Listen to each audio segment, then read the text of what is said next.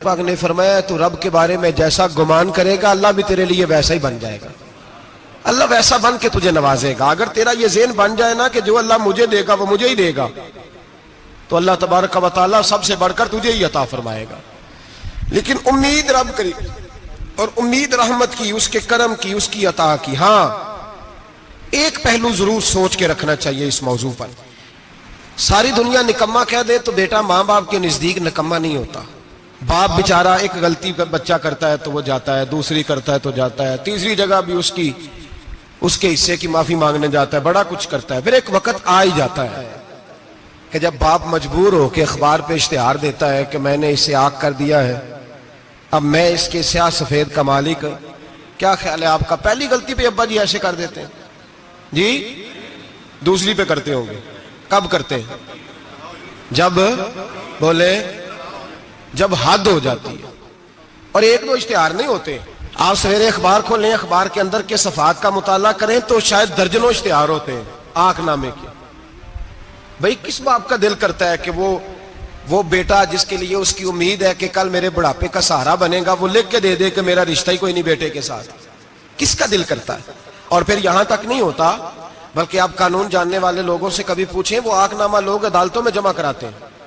کہتے ہیں جی میں نے تو اخبار میں نکال دیا، میرا اس کے ساتھ کوئی تعلق، اماں کہتی ہے میرا کوئی رشتہ نہیں. کیوں؟ کب ہوتا ہے ایسے؟ جب بچہ حد کر دے. جب بچہ 1 2 3 4 غلطیوں پہ ایسا، اللہ بھی بندے کو سزا دیتا ہے. لیکن کب؟ جب بندہ باز ہی نہ آئے بندہ توبہ کرے ہی نہ، رجوع ہی نہ کرے، سوچے نہ کہ مجھے اللہ کی بارگاہ میں جانا چاہیے. ہم لوگ اپنا ایک ذہن بنا کے زندگی گزارتے ہیں، ایک ذہن بنا کے، بلکہ لوگ گناہوں کے نام بدل کے وقت گزارتے ہیں. ہم اپنے نفس کا بت بنا کے سارا وقت اسی کی پوجا پہ معاذ اللہ لگا دیتے ہیں. بس یہ ٹھیک ہے، یہ ٹھیک ہے اور یہ ٹھیک ہے، چوتھی بات صحیح کوئی نہیں. اسی کے اندر ہم الجھے رہتے ہیں میرے بھائی. رحمت الہی کا غلط تصور اپناتے ہیں. او میرے بھائی، کسی بندے کی مجبوری تو معاف ہوتی ہے، لیکن اگر کوئی جان بوجھ کے زیادتی کرے تو وہ معاف، اس کی معافی. جس بچے کو پتا ہو نا استاد کو کہ اس کے واقعی گھر میں فوتگی ہو گئی تھی، استاد اسے سزا نہیں دیتا. جس کا پتا ہو کہ واقعی یہ بیمار تھا تو استاد اسے کلاس میں کھڑا نہیں کرتا. جس کا پتا ہو کہ یہ زیادتی کر رہا ہے، جان بوجھ کے کر رہا ہے، استاد اسے ڈنڈوں سے مارتا ہے اور زیادہ مارتا ہے. کہتا ہے تو نالائق ہے، تو جان بوجھ کے کرتا ہے. میرے بھائی اللہ کی رحمت ہے، ہر ایک پہ برستی ہے. لیکن ایک بندہ کھڑا ہی ہو جائے رب کے مقابلے میں، وہ نہ نماز پڑھے، نہ مسجد آئے، نہ کوئی کام کرے، نہ وہ دین کی طرف توجہ کرے، نہ وہ کبھی اللہ سے استغفار کرے، نہ وہ کبھی جائز کام کی طرف توجہ کرے، ساری زندگی حرام کٹھا کرے، ناجائز کرے، تو اب تو نے حد کر دی. تیرے پاس غضب آیا نہیں بلکہ تو نے غضب کو آواز دی ہے. تو نے اللہ کے غضب کو، بولیے اللہ کے غضب کو، غضب ہونا اور ہوتا ہے اور غضب کو آواز دینا، بولیے غضب کو آواز دینا، ان میں فرق ہے میرے بھائی، یاد رکھیں. ہم آواز دیتے ہیں غضب کو، غضب ہوتا نہیں. دیکھیں نبی کریم صلی اللہ علیہ وسلم، اور یہ حدیث آپ نے یاد رکھنی ہے، یہ یاد رکھنی ہے. نبی پاک صلی اللہ علیہ وسلم نے نا بہت کم لوگوں کو بیوقوف کہا ہے. ہمارے زمانے میں تو عام لفظ ہے نا بیوقوف کہنا. اللہ کے رسول صلی اللہ علیہ وسلم نے بہت کم لوگوں کو بیوقوف کہا. مسند امام احمد بن حنبل کی حدیث ہے، نبی کریم علیہ الصلوۃ والسلام نے فرمایا وہ احمق ہے، وہ بیوقوف ہے. نبی پاک فرما رہے ہیں. اور میں نے کہا کم لوگوں کو حضور بیوقوف کہتے تھے. نبی کریم علیہ الصلوۃ والسلام نے فرمایا وہ بندہ بیوقوف ہے جو سارا دن اللہ کی نافرمانی کرتا ہے اور پھر بھی رب کی رحمت کی امید کرتا ہے، تو بیوقوف ہے. صبح سے شام تک لگا ہوا ہے، میں نے نہیں اللہ ماننی، میں نے نہیں تیری ماننی، معاذ اللہ میں نے نہیں ماننی. شام ہوتی ہے تو کہتا ہے اللہ بڑا مہربان ہے بخش دے گا. تو بیوقوف ہے، تو بیوقوف ہے. تو بتانا کیا مجبوری تھی نماز نہ پڑھنے کی؟ کس نے تجھے گن پوائنٹ پہ کہا تھا حرام کھانے کو؟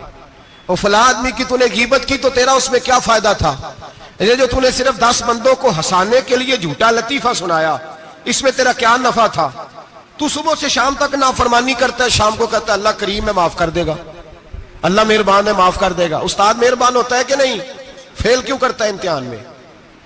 بولے استاد باپ ہوتا ہے نا، اس کا دل کرتا ہے شاگرد فیل ہو جائے، تو کیوں کرتا ہے؟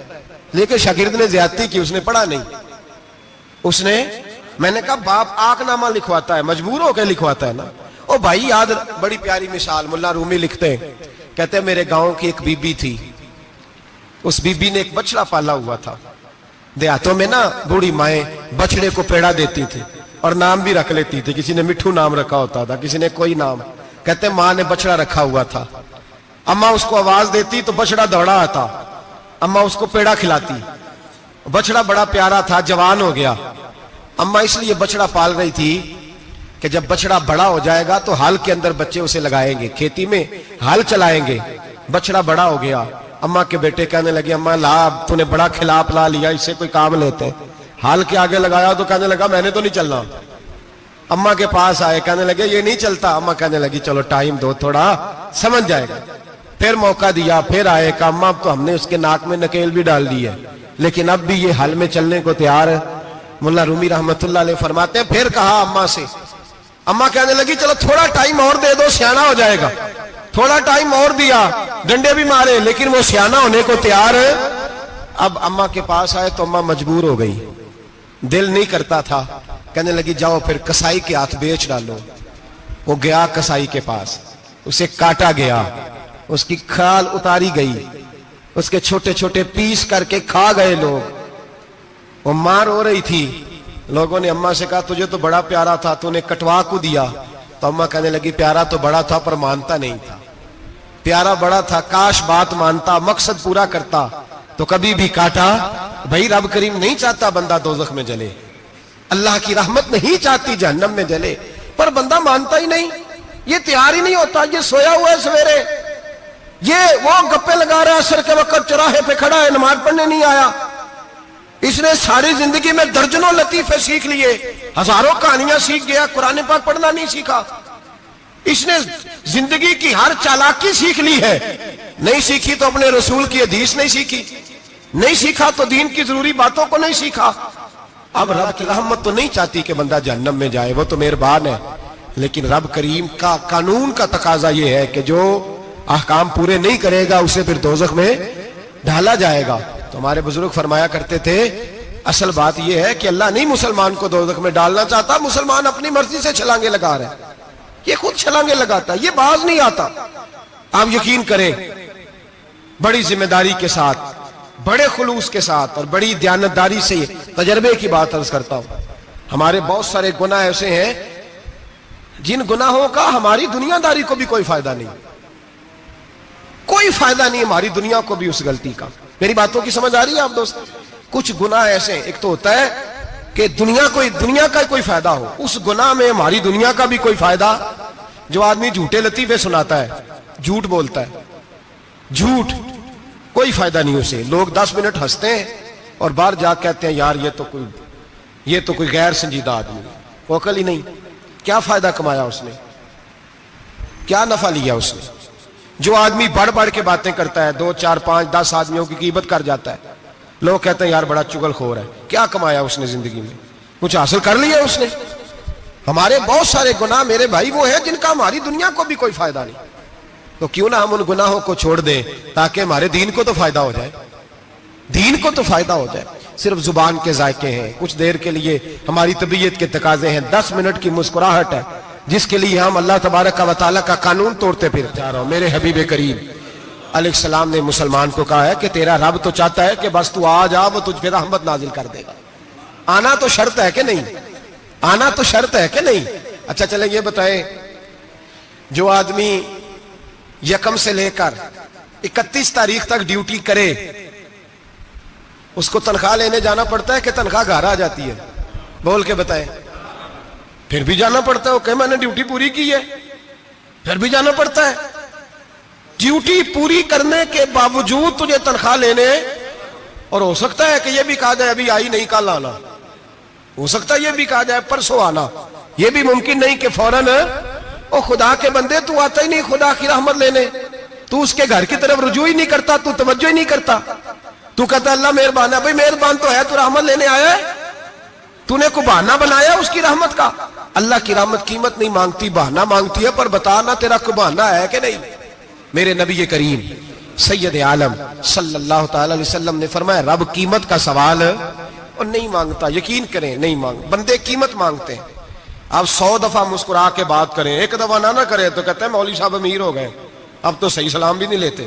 ایک دفعہ ہو سکتا ہے بیچارہ پیٹ میں درد ہو رہی ہو سکتا ہے گھر کی کو بہت بڑی ٹینشن ہو سکتا ہے کوئی مجبوری ہو، بندے ہمہ وقت قیمت مانگتے ہیں، ہمہ وقت آپ تندرست ہیں، ہر وقت آپ قیمت ادا کرتے ہیں تو لوگ راضی ہیں۔ لیکن رب کہتا تو کوئی قیمت نہ دے، کوئی بہانہ ہی بنا لے، تیرا رب تجھ سے راضی ہو جائے گا۔ سنیں بڑی پیاری حدیث، بڑی خوبصورت حدیث، کنز المال میں دیگر کتب احادیث میں ہے۔ حضرت ابو ہریرہ رضی اللہ تعالیٰ عنہ فرماتے ایک بابا جی نبی پاک کی بارگاہ میں آئے، اور جب وہ واپس جانے لگے تو میں نے عمر پوچھی تو عمر تھی 96 سال۔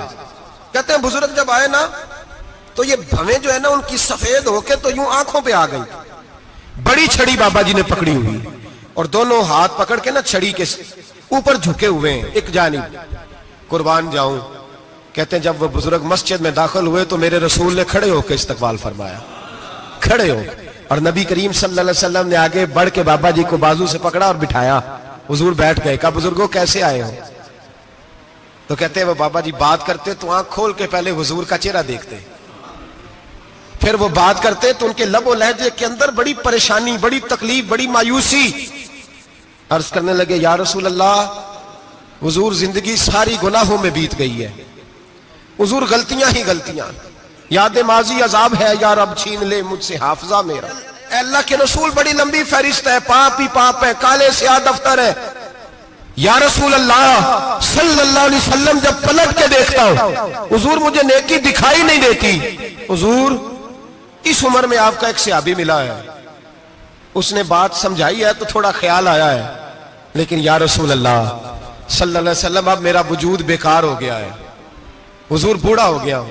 3 باتیں کہیں بزرگوں نے اور نرالی کہیں، کہنے لگے یا رسول اللہ صلی اللہ علیہ وسلم، حضور اب تو میری کمر بھی سیدھی نہیں ہوتی کہ میں نماز ہی صحیح ادا کر سکوں، بوڑھا ہو گیا ہوں۔ یا رسول اللہ صلی اللہ علیہ وسلم اب میرے اندر طاقت نہیں کہ میں محنت مزدوری کر کے صدقے اور خیرات دے سکوں۔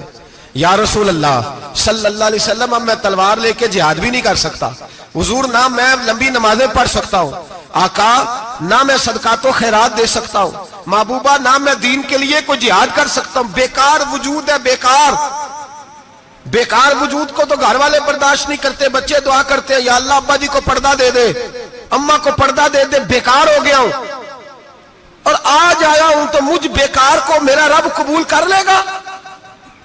آج کلمہ پڑھوں تو بیکار ہوں، کسی کام کا نہیں، نہ نماز نہ صدقات نہ جہاد، قبول کر لے گا؟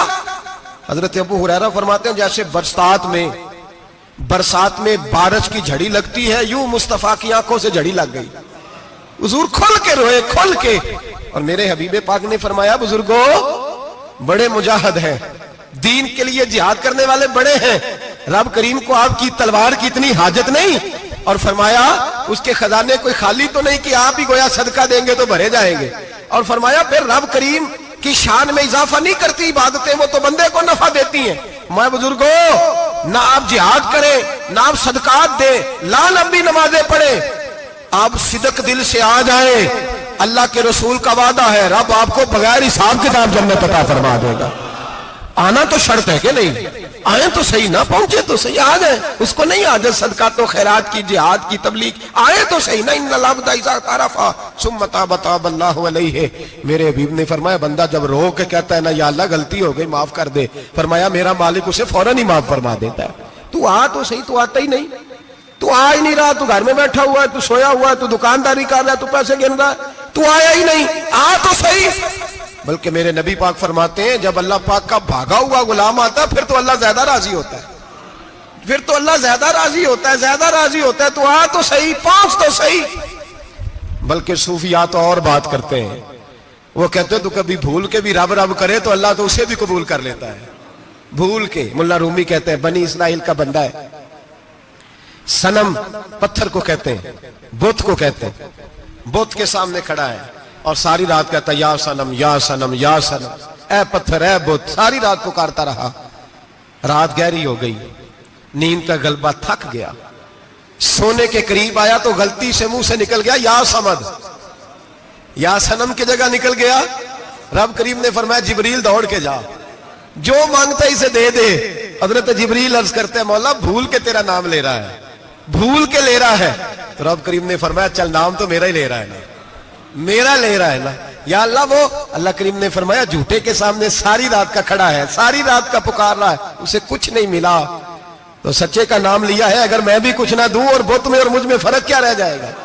جا جو مانگتا ہے جھولی بھر کے دے, نام تو لیا ہے نا. او بھائی تو بہانا تو بنانا, آ تو صحیح نا, تو یہاں آ جا, پہنچ جا, آ جا, بس بیٹھ جا, اس کی بارگاہ ناز میں حاضر تو ہونا. تجھے فرصت ہی نہیں. تو یاروں کے لیے ٹائم نکالتا ہے, بازاروں کے لیے ٹائم نکالتا ہے, گلیوں کے لیے ٹائم نکالتا ہے, چوکوں چوراہوں کے لیے ٹائم نکالتا ہے, ہفتے میں ایک دن ہوٹلنگ کے لیے بھی جاتا ہے, لیکن کبھی چھپ کے 2 نفلوں کی تجھے توفیق نہیں ہوتی. اور میں کئی دفعہ کہہ چکا ہوں, جس بندے کو بغیر عبادت کے رزق زیادہ ملنے لگ جائے اس پر آزمائش ہوتی ہے رب کریم کی. اللہ فرماتا ہے اس کو پیسے دو, اسے آنے نہ دینا, اس کو چل پیسے دوڑ جا. لوگ سمجھتے ہیں میں بڑا ذہین و عقل مند ہوں, دیکھو میں اپنی ہوشیاری سے, چلاکی سے آگے نکل گیا. تو آزمائش ہے, یہ تو آزمائش ہے رب کریم کی طرف سے, یہ تو اس کی خفیہ تدبیر ہے. میرے بھائی, اس کی بارگاہ ناز تک جو آ گیا, آنا تو ہماری ذمہ داری ہے کہ نہیں, پھر اس کی رحمت آگے بڑھ کے استقبال کر لیتی ہے, پھر اللہ کا فضل اس کو تھام لیتا ہے اس بندے کو. اور خدا کی رحمت کتنی زیادہ ہے.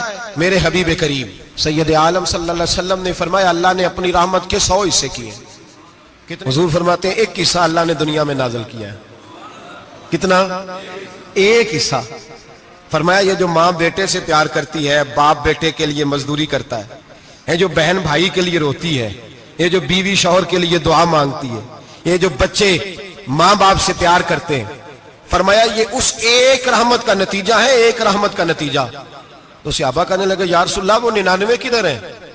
نبی پاک نے فرمایا رب کریم نے سنبھالی ہوئی ہے, قیامت کے دن تمہیں عطا فرمائے گا. ابھی تو 1 نازل کی ہے, ابھی اللہ نے. ایک بزرگ تھے, ہمیں تفسیر پڑھایا کرتے تھے, تفسیر کے استاد تھے.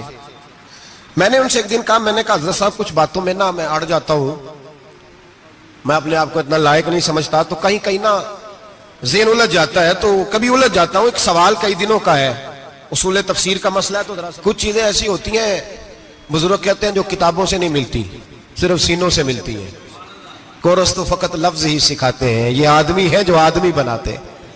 میں نے کہا صاحب یہ سمجھ نہیں آئی کہ یہاں بھی صاحب وہاں بھی صاحب. کہنے لگے جی کس طرح؟ میں نے کہا جی یہاں قبر میں بھی سوالوں کے جواب اور پھر قیامت میں بھی. مجھے کہنے لگے جاؤ امام راضی کی تفسیر اٹھا کے لاؤ. میں تفسیر ان کے سامنے لا کے رکھی, تو کہنے لگے یہ سیدنا یوسف علیہ السلام کا واقعہ ذرا دیکھو تفسیر یوسف میں, اس میں ایک عجیب بات لکھی ہے. حضرت یوسف علیہ السلام کے زمانے میں قحط ہو گیا, تو جناب یوسف علیہ السلام نے, چونکہ آپ اللہ کے نبی سے پہلے سے جان گئے قحط ہوگا, تو حضرت یوسف نے گندم پہلے سٹاک کر لی تھی بہت زیادہ. باقی علاقوں میں جب قحط پڑا نا, اب سب لوگوں نے مصر کی طرف رجحان کیا گندم لینے کے لیے. تو حضرت یوسف علیہ السلام نے نا شہر کے دروازے پر بندے کھڑے کر دیے. فرمایا جو بندہ آئے نا اس سے 2 سوال پوچھنا. جو آئیں گے لوگ گندم خریدنے, جو آئے 2 سوال پوچھنا. ایک پوچھنا کہاں سے آیا ہے, اور ایک پوچھنا لے کے کیا آیا ہے. ایک پوچھنا, سمجھ آ رہی ہے بات کی, اور دوسرا پوچھنا کہ لے کے سونا لے کے آیا ہے, چاندی گندم خریدنی ہے تو کیا چیز لے کے آیا ہے, کہ نقد پیسے لایا ہے, یہ پوچھ لینا. جو آئے 2 باتیں پوچھنا, ایک پوچھنا کہاں سے آیا ہے اور دوسرا پوچھنا کیا. ایک روایت میں 3 سوال بھی ہیں, لیکن فرمایا پوچھنا 2 سوال ضرور. انتظار تھا نا بھائیوں کا کنان سے آنے والوں کا. فرمانے لگے سب سے 2 سوال پوچھنا, جب کنان والے آئے نا ان سے صرف اتنا پوچھ لینا کہ وہ کہاں سے آئے ہیں. اگر پوچھے نا کنان سے آئے ہیں تو پھر یہ نہ پوچھنا کیا لے کے آئے ہیں, پھر میں جیب میں خود ٹٹول لوں گا وہ کیا لے کے آئے. باقیوں سے 2 سوال. جب میرے بھائی آئے نا, بھائی بھائیاں دے ویری ہوندے تے بھائی بھائیاں دیاں باواں, جب میرے بھائی آئے تو ان سے یہ نہیں پوچھنا کہ وہ کیا, بس یہ پوچھنا کہ کہاں سے, اتنی بات پوچھنا, باقی میں پوچھ لوں گا. آپ فرمانے لگے رب بھی فرشتوں سے کہتا ہے تم قبر میں نا میرے بندوں سے زیادہ سوال نہ کرنا, بس یہ پوچھ لینا مجھے مانتے ہیں, میرے نبی کو مانتے ہیں. قبر میں تم اتنے سوال پوچھ لینا, باقی لے کے کیا ہے وہ میں خود ہی پوچھ لوں گا. فرشتوں کے سامنے رب کریم اپنے بندے کو بے آبرو کرنا, بس تو یہ بتا دے اللہ رسول کو مانتا ہے کہ نہیں. باقی جو تیرا حساب کتاب ہے نا, اللہ فرماتے ہیں میں قیامت میں کر لوں گا, میں پوچھ لوں گا اس کا کیا علاج کرنا ہے, بس تم اتنا بتا دو مجھے مانتے ہو, میرے رسول کو, میرے بھائی, میرے نبی کریم. علیہ السلام فرماتے ہیں جو بندہ توبہ کرنے والا تھا, اللہ کی بارگاہ میں آنے والا تھا, بار بار توبہ کرتا تھا, احساس رہتا تھا, اسے احساس تھا, آیا کرتا تھا, پھر بھی غلطیاں ہو گئی, قیامت کے دن رب کریم اپنے فضل کی چادر اس پہ ڈالے گا, فضل کی چادر ڈالے گا, اور رب کریم اس سے پوچھے گا یہ گناہ کیا تھا؟ اور نبی پاک فرماتے ہیں اس نے بڑے بھی گناہ کیے, اللہ چھوٹے چھوٹے گناہوں کے بارے میں پوچھے گا, یہ غلطی کی تھی, یہ گناہ. بندہ ڈر رہا ہے, وہ کہہ رہا ہے پتہ نہیں سزا کیا ملے گی, کیونکہ دنیا میں بھی ڈرتا رہا, یہاں بھی ڈر رہا ہے. شرط یہ ہے کہ احساس والا ہو, آتا رہو. پھر بھی غلطیاں ہو گئی, خیال کرتا تھا, محنت کرتا تھا, نیک ہونے کی جدوجہد کرتا تھا, کوتاہیاں رہ گئی. یہ گناہ کیا تھا, یا اللہ بھول گیا تھا, یہ گناہ کیا, اللہ مجھ سے غلطی ہو گئی, یہاں بھی کیا تھا, یا اللہ غلطی ہو گئی. نبی پاک صلی اللہ علیہ وسلم فرماتے ہیں چھوٹے چھوٹے گناہ اللہ دکھا رہا ہے, اور اس سے کہہ رہا ہے یہ کیا تھا, مانتا جا رہا ہے. رب کریم فرماتا ہے پتہ ہے میں تیرے ساتھ کیا کرنے والا ہوں؟ ٹانگیں کانپ گئی, یا اللہ پتہ نہیں. فرمایا میں تجھے ان گناہوں کے بدلے نیکیاں دینے لگا ہوں, ان گناہوں کے بدلے نیکیاں. نبی پاک فرماتے ہیں فٹافٹ ہی بول پڑا, کہنے لگا یا اللہ میں نے تو بڑے بڑے گناہ بھی کیے, اگر تو نے گناہوں کے بدلے نیکیاں دے دیا تو میرے تو بڑے بڑے پاپ بھی ہیں, وہ دوسرے کدھر ہیں؟ تو میرے حبیب کریم علیہ الصلوۃ والسلام فرماتے ہیں رب مسکرائے گا جو رب کی شان کے لائق ہے. اللہ فرمائے گا تیرے دل میں احساس تھا, تو آیا کرتا تھا, تو توبہ کرتا تھا, تو میری بارگاہ ناز میں آتا تھا, پتہ تیرے اوپر چادر کیوں ڈالی ہے؟ یا اللہ نہیں. فرمایا میں تجھے اپنی رحمت کی چادر میں چھپا کے جنت میں داخل کرنا چاہتا ہوں. میرے بھائی تو آ تو صحیح, تو پہنچ تو صحیح, خدا را. یہ جو جتنی دنیا داری ہے نا, یہ تو آپ ہر وقت کریں گے تو راضی ہوں گے لوگ, ہر وقت. اور یہ جو ہم نے پلاننگ کی ہوئی ہے نا کہ میں فلانا کام کر کے سیاںا ہو جاؤں گا, تو اتنی مہلت نہیں دی اللہ پاک نے. وہ کہتا فوراً آ, اپنی منصوبہ بندی بدلیں, رحمت الہی کی جانب توجہ کریں, اپنا ذہن رب کریم کے بارے میں کرم والا بنائے, اور یہ ارادہ کریں کہ میں اس کی بارگاہ میں آؤں گا تو وہ مجھے عطا کرے گا. اپنے بازو پہ بھروسہ نہ کریں, اپنی عقل پہ بھروسہ نہ کریں, بھروسہ جب بھی کرے خدا کی رحمت پہ کرے, اس کے فضل پہ کریں, اس کے کرم پہ کریں, اور ذہن بنائیں کہ اللہ معاف کرنے والا ہے. ہمارے ذمہ یہ ہے کہ ہم اپنے گناہوں کا احساس پیدا کریں, ہماری ذمہ داری یہ ہے کہ ہم توبہ سچی اور کھری کریں, ہماری ڈیوٹی یہ ہے کہ ہم اللہ کی بارگاہ میں صحیح معنوں میں حاضری دیں. ہم توبہ بھی جھوٹی کرتے ہیں, بلکہ اگر میں کہوں کہ مذاق کرتے ہیں. شب برات آنے والی ہے نا, کس دن ہے؟ جمعرات کو شب برات آئے گی. کچھ لوگ تو خیر ویسے ڈٹ جاتے ہیں, کہتے ہیں ہم نہیں مانتے, وہ پکے لگے ہوئے ہیں, وہ کہتے ہیں نہیں عبادت نہیں کرنی چاہیے. میں نے کہا یار بس کرو, چھوڑ دو. اب اللہ کی عبادت کرنے کے لیے بھی تم سے سند لینی پڑے گی کہ مولوی صاحب اجازت دے, نفل پڑھ لیں, اجازت لینی پڑے گی. اور بندے بڑے سمجھدار ہیں, وہ کوئی سیاسی بندہ دوسری پارٹی کا آ جائے تو اسے مطمئن کر لیتے ہیں. کچھ مسئلہ دوسری جماعت کا مسئلہ پوچھ لے, کہتے ہیں مولوی صاحب پوچھ کے دساں گا. یہ موٹی سی بات ہے. شب رات کو کیا ہوتا ہے؟ عبادت. کیا ہوتا ہے؟ بول کے بتائیں. یہی ہوتا ہے نا, تو اس کے لیے سرٹیفکیٹ کی ضرورت ہے جی. والذین یبیتون لربہم سجدا وقیاما. اللہ فرماتے ہیں میرے بندے ساری رات گزار دیتے ہیں یا قیام کرتے ہوئے یا سجدہ کرتے ہوئے. اس کے لیے سرٹیفکیٹ کی ضرورت ہے. بڑی جلدی مسئلہ پوچھنے آ جاتے ہیں لوگ. ہاں, ایک وہ ہے جو مانتے ہی نہیں سرے سے, ایک وہ ہے جو بڑا عجیب مانتے ہیں. وہ کہتے ہیں شب رات ہے, چھوٹا گوشت ہی نہیں مل رہا دکان سے. بھئی شب رات گوشت کھانے کا دن ہے, حلوہ کھانے کا دن ہے شب برات, موج کرنے کا دیہڑا آ گیا شب برات. شب رات آئی, اب پہلے کلو گوشت آتا تھا, اب 2 کلو لے لو. یہ کون سا طریقہ ہے شب برات منانے کا؟ اور پھر شب برات منائی جائے گی. معراج شریف سے پٹاخے چل رہے ہیں روز شام کو, چلتے ہیں نا؟ نہیں, میں کہ مینوں غلطی لگتی, تسی بولے نہیں نا. چلتے ہیں پٹاخے. کون بیچتا ہے پٹاخے؟ ہندو, سکھ, یہودی. چلاتا کون ہے؟ کس نے کہا چلانے کو؟ اس میں کوئی کسی فرقے کا بھی اختلاف نہیں ہوتا. ڈرنا چاہیے اللہ پاک سے. اللہ جہنم کی آگ ٹھنڈی کرتا ہے, ہم جلاتے ہیں شب رات کو. رب فرماتا ہے ٹھنڈی ہوگی, ہم جلا رہے ہیں. بچے پٹاخوں کے پیسے پڑوسی سے لے کے آتے ہیں کہ ہم سے لیتے ہیں؟ ہم منع کیوں نہیں کرتے؟ جوتے نہ پالش کرنے پہ تو تھپڑ لگتے ہیں, تو پٹاخے والے بچے کو نہیں پوچھا جا سکتا؟ باپ کی ذمہ داری ہے. اور محدثین نے مسئلہ لکھا ہے, اگر بچہ نابالغ کوئی غلطی کرتا ہے تو اس کا باپ ذمہ دار ہے, جواب دے اس کی جگہ پہ. ان کو سمجھائیں. شب برات آئے گی, پھر توبہ ہوگی, ہر مسجد سے رونے کی آواز آئے گی, زور زور سے لوگ روئیں گے, تڑپیں گے, اجتماعات ہوں گے, بڑے بڑے اجتماعات ہوں گے, توبہ کریں گے لوگ, کریں گے نا انشاءاللہ تعالی.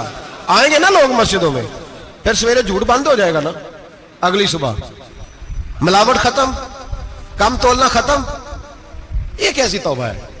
وہ دکاندار جو شبرات والے دن غلط سوجی فروخت کر رہا ہے, ملاوٹ والی چینی بیچ رہا ہے, تاکہ دوائیوں میں دھوکہ دیتے ہیں لوگ, دوائیوں میں دھوکہ دیتے ہیں. ایک ڈاکٹر خود مجھے کہنے لگے, وہ میرے دوست ہیں, ہلکا پھلکا کورس کیا ہوا ہے, کہتے میرے دوست ہیں کئی سارے لوگ, تو ایک ایسا ہی ہمارے شعبے کا آدمی تھا, تو اپنے ابا جی کو وہ ڈرپ لگانے لگا, تو ابا جی کہنے لگے پتر مینو اصلی لا دے تیری مہربانی, مینو اصلی لا دے تیری مہربانی, لوکھا علی نہ لا دے. یہ حال ہو گیا. مجھے بتائیں وہ قوم اخلاقی طور پہ کتنی گر چکی ہے جو دوائیوں میں زہر بیچتی ہے, دوائیوں میں. اور میں انشاءاللہ کسی موقع پر تفصیل سے اس پر گفتگو کروں گا, بڑی تفصیل سے.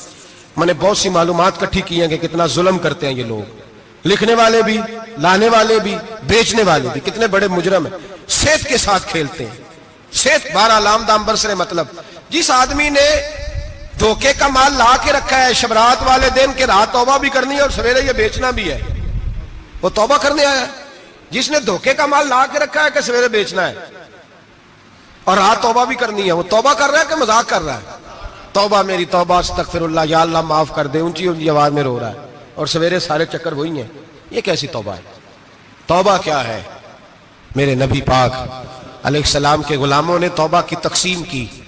حضرت حسن بصری سے کسی نے پوچھی توبہ کیا ہے, تو آپ نے فرمایا توبہ یہ ہے کہ جب تو توبہ کر لے تو پھر اس جگہ نظر نہ آنا جہاں کھڑے ہونے سے رب رسول ناراض ہوتے. اور فرمایا توبہ یہ ہے کہ جب تو نے توبہ کر لی پھر وہاں سے غیر حاضر نہ ہونا جہاں حاضری کا تجھے اللہ رسول حکم دیتے ہیں. یہ تیری توبہ ہے. اور اگر تو ایسا نہیں کرتا پھر تو نے توبہ نہیں کی, پھر تو نے مذاق کیا. میرے بھائی رحمت الہی آواز دیتی ہے کی طرف رجوع کریں, دوڑے اور رحمت کی امید رکھ کے آئیں. یہ سمجھ لے کہ اللہ پاک, میں ایک بات اکثر کرتا ہوں, نبوت کا دروازہ بند ہوا ہے. داتا گنج بخش علی اجویری نے کہیں نہیں لکھا تھا کہ میرے بعد علی بن عثمان اجویری دوسرا نہیں آ سکتا. حضرت مجدد صاحب کہیں نہیں لکھ کے گئے کہ دوسرا مجدد الفسانی پیدا نہیں ہوگا. حضرت بہاءالحق نقشبند بخاری نے کہیں نہیں کہا کہ میرے جیسا ولی نہیں ہو سکے. بزرگوں نے کبھی نہیں کہا. تو جدوجہد تو کر. اقبال کہتے ہیں آج بھی ہو اگر ابراہیم کا ایمان پیدا, آگ کر سکتی ہے انداز گلستان پیدا. تو پروگرام تو بنا, آگے کی طرف تو سفر کر. میرے نبی کریم سید عالم صلی اللہ علیہ وسلم نے فرمایا تیرے آ جانے سے تیرا رب راضی ہو جاتا ہے. جب تو آتا ہے تو تیرا اللہ راضی ہو جاتا ہے. یہ جو ہماری مشکلات ہوتی ہے نا, جن میں ہم الجھے ہوتے ہیں, وہ جو ہمیں جادو ہو جاتا ہے, تویز کر دیتے ہیں ہمارے قریبی رشتہ دار, وہ تویز نہیں ہوتے, وہ ہمارے اعمال کی سزا ہوتی ہے, ہمارے اعمال کی سزا ہوتی ہے. ہم وہ ڈھونڈتے پھرتے ہیں کہ بابا مل جائے پھونک مارے صحیح کر دیں, حالانکہ وہ ہمارے اعمال کی سزا ہے. ہمیں اپنی تربیت کرنی چاہیے ہمیں. اور ویسے بھی دم درود تویز دھاگا میں اکثر کہا کرتا ہوں, میں کہتا ہوں میں نے کسی کتاب میں نہیں پڑھا کہ کوئی بندہ نبی پاک سے یمن سے دم کرانے آیا ہو کہ میں حضور سے دم کرانے جا رہا ہوں, مصر سے آیا ہو دم کرانے, شام سے دم کرانے آیا ہو. میرے نبی پاک کے پاس جو بھی آیا کرتا تھا نبی پاک کا دین سیکھنے آیا کرتا تھا. دم درود تو ایک ضمنی چیز ہے, ذلی چیز ہے, ہو گیا تو ٹھیک ہے, ورنہ اللہ پاک اگر بیماری میں راضی ہے تو نبی پاک نے خود بیماری کو سینے سے نہیں لگا کے رکھا. خود اللہ کے محبوب سید عالم صلی اللہ علیہ وسلم کا وصال بیماری کے ساتھ ہوا. تو بیماری تو مریدنی ہے میرے نبی پاک کی, وہ تو کنیز ہے حضور کے گھر کی. عام دام برسرے مطلب کھری توبہ, سچی توبہ. اور کس طرح کی توبہ؟ میرے نبی کریم علیہ الصلوۃ والسلام نے ایک دن صحابہ سے پوچھا ایک بات تو بتاؤ, بخاری مسلم کی حدیث ہے, یا رسول اللہ پوچھئے. نبی پاک صلی اللہ علیہ وسلم نے فرمایا اگر کوئی آدمی صحرا میں سفر کر رہا ہو, بہت بڑا صحرا ہو, اونٹ پر اس کا سفر ہو, اور اس نے اونٹ پر کھانے پینے کا سامان باندھا ہو, پیسے بھی رکھے ہو, پانی بھی رکھا ہو, تھک گیا سفر کرتا کرتا, درخت کی ایک ٹہنی کے ساتھ اونٹ کی نکیل باندھی اور درخت کے نیچے لیٹ گیا آرام کرنے کے لیے. اللہ کے حبیب فرماتے ہیں اچانک اس کی آنکھ لگ گئی. جب جاگا تو اس نے دیکھا کہ اونٹ تو غائب ہو گیا ہے. اب نہ کھانا ہے, نہ پانی ہے, نہ پیسے ہیں, اور صحرا بڑا لمبا ہے, پیدل سفر بھی نہیں کر سکتا. تھوڑا سا ڈھونڈا, پھر موت کا انتظار کرنے لگا, سوچنے لگا اب موت آئے گی, اب مر جاؤں گا. اللہ کے محبوب فرماتے ہیں تھوڑی دیر گزری, جب بالکل مایوس ہو گیا تھا تو اچانک نظر پڑی تو اونٹ اس کا سامنے کھڑا تھا. نبی پاک صحابہ سے پوچھتے ہیں بتاؤ, اس کی کل کائنات اجڑ گئی تھی, راز ضائع ہو گئی تھی, ہر شے لٹ گئی تھی, دوبارہ اسے مل گئی ہے, بتاؤ اسے کتنی خوشی ہوگی. صحابہ کہنے لگے یا رسول اللہ نئی زندگی مل گئی اس بندے کو, وہ ساری دنیا سے زیادہ راضی ہے. تو میرے کریم رسول صلی اللہ علیہ وسلم نے فرمایا رب کریم کا نافرمان بندہ جب اس کی بارگاہ میں آ کے توبہ کرتا ہے تو اللہ اس سے بھی زیادہ راضی ہو جاتا ہے. نافرمان جب آ کے کہتا ہے یا اللہ معاف کر دے آئندہ نہیں کرتا, میں اللہ تو راضی ہو جاتا ہے. اور حبیب پاک علیہ السلام فرماتے ہیں وہ اتنا کریم ہے, جب بندہ اپنے رب سے صلح کر لیتا ہے, توبہ کر لیتا ہے, تو اللہ زمین کو کہتا ہے تو بھول جا میرے بندے نے گناہ کیا ہی نہیں. آسمان سے کہتا ہے تو بھول جا میرے بندے نے گناہ کیا ہی نہیں. پھر رب کریم فرشتوں سے فرماتا ہے کہ مٹا دو جو تم نے لکھا تھا, میں نے اپنے بندے کے ساتھ صلح کر لیا. شب برات کو آئیں گے مسجد میں انشاءاللہ. کتنے بجے؟ نہیں جو سوچیا ہی نہیں ہے اس پاسے تھے. عصر کے وقت مسجد آئیں شب رات. کتنے بجے جی؟ عصر کے وقت آئیں, غسل کریں, مسجد آئیں. عصر کے بعد درود شریف پڑھیں اور مغرب سے لے کر فجر تک عبادت کریں. مغرب میں شام شروع ہو جاتی ہے. ایک رات جاگ کے دیکھیں, جاگنا پڑتا ہے. مریض ہو جائے تب بھی جاگنا پڑتا ہے, دکھ لگ جائے تب بھی وہ جگا لیتا ہے. بڑے بڑے جاگتے ہیں, بڑے بڑے جاگ لیتے ہیں, وہ جگا لیتا ہے.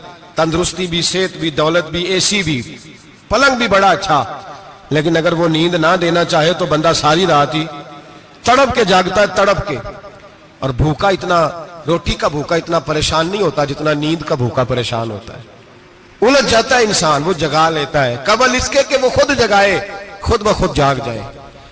مغرب سے لے کر فجر تک نماز پڑھیں, ذکر کریں, درود پاک پڑھیں, محفل میں شرکت کریں. میرے رسول کریم علیہ الصلوۃ والسلام کی پیاری زوجہ ام المومنین سیدنا عائشہ صدیقہ رضی اللہ تعالیٰ عنہ کہتی ہیں حضور رمضان کے علاوہ سب سے زیادہ روزے شعبان میں رکھتے تھے, گویا پریکٹس ہوتی تھی رمضان کی. میں نے عرض کیا یا رسول اللہ صلی اللہ علیہ وسلم اتنے روزے کیوں رکھتے ہیں, ابھی رمضان تو آگے ہے. تو نبی پاک نے فرمایا عائشہ اس مہینے میں بندے کا عمل اللہ کی بارگاہ میں جاتا ہے, میں چاہتا ہوں جب میرا عمل جائے تو میں نے روزہ رکھا ہوا ہو. کثرت سے روزہ رکھیں اور میرے بھائی بدل جائیں. میرے نبی پاک نے فرمایا غنیمت جان اگر صحت ہے تو بیماری آنے سے پہلے غنیمت جان جا, یہ چلی جائے گی. بیمار آدمی سے کچھ بھی نہیں ہوتا, غنیمت جان لے, لمحوں کو کچھ کر لے. اور اگر تیرے پاس فرصت ہے تو غنیمت جان لے مصروف ہونے سے پہلے. میرے حبیب کریم سید عالم علیہ السلام کے غلام فرماتے ہیں کہ نبی پاک صلی اللہ علیہ وسلم نے ہمیں مثال دے کے سمجھایا. مدینے میں جو قبیلہ سب سے زیادہ بکریاں پالتا تھا وہ بنو کلب کا قبیلہ تھا, اور فرماتے اتنی بکریاں تھیں کہ ان کی بکریاں ہم نے کبھی نہیں گنی تھی.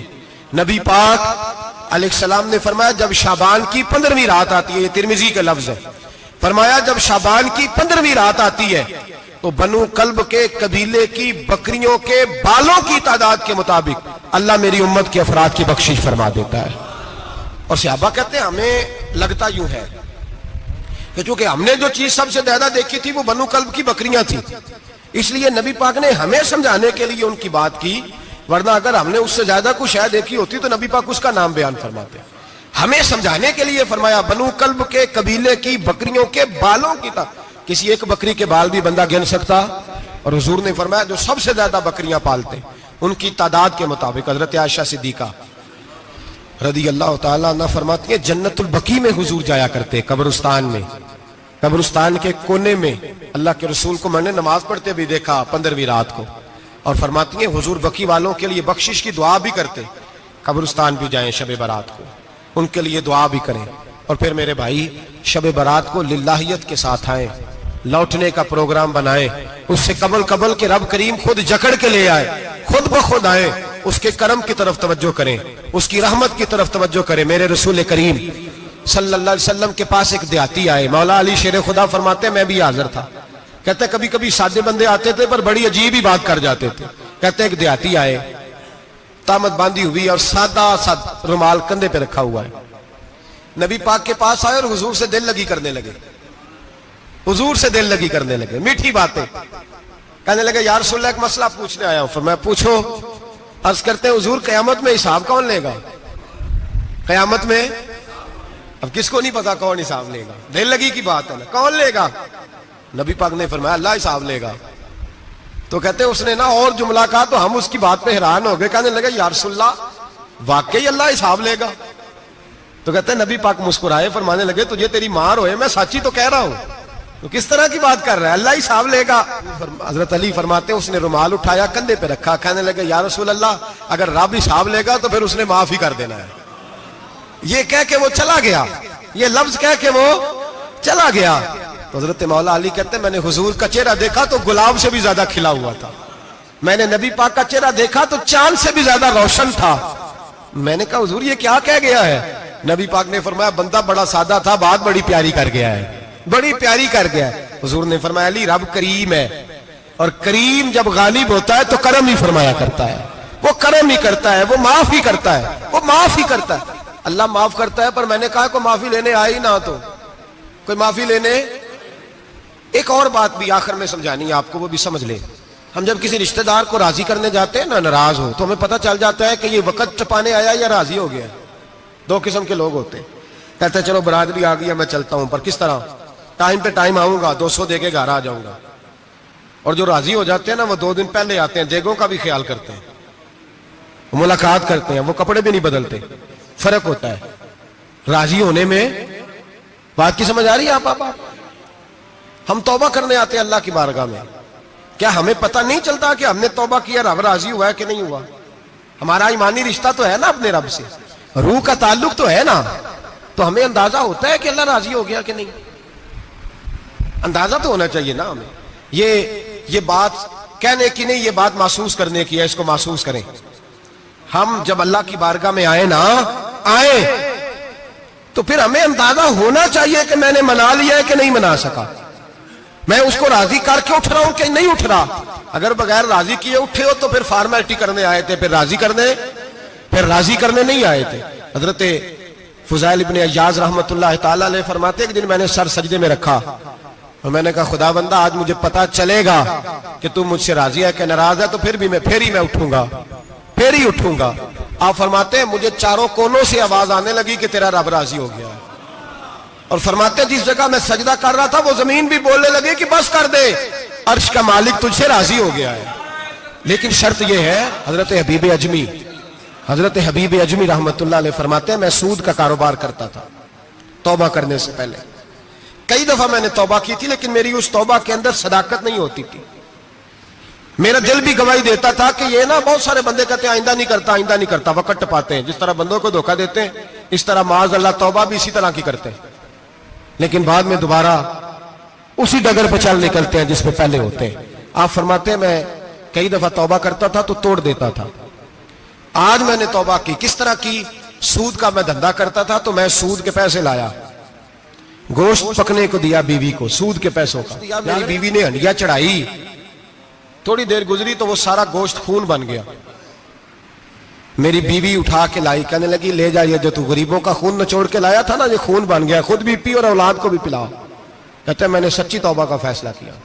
آج پہلے میں سچی توبہ کا ارادہ نہیں کرتا، آج سچی توبہ کا فیصلہ کیا اور میں نکلا.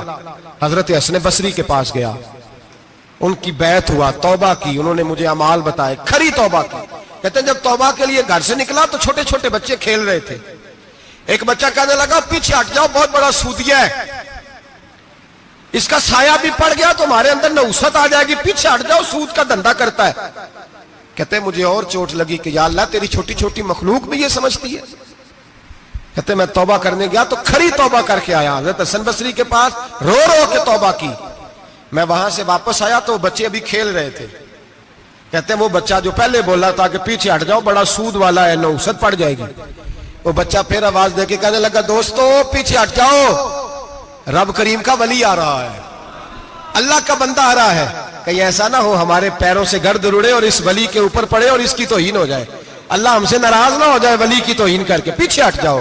آپ فرماتے ہیں میں نے تڑپ کے آسمان کی طرف دیکھا اور میں نے کہا یا اللہ مجھے سمجھ آ گئی ہے کہ کھری توبہ کیا ہوتی ہے، سچی توبہ، اصل توبہ کیا ہوتی ہے. جھوٹ موٹ کی توبہ نہ کریں.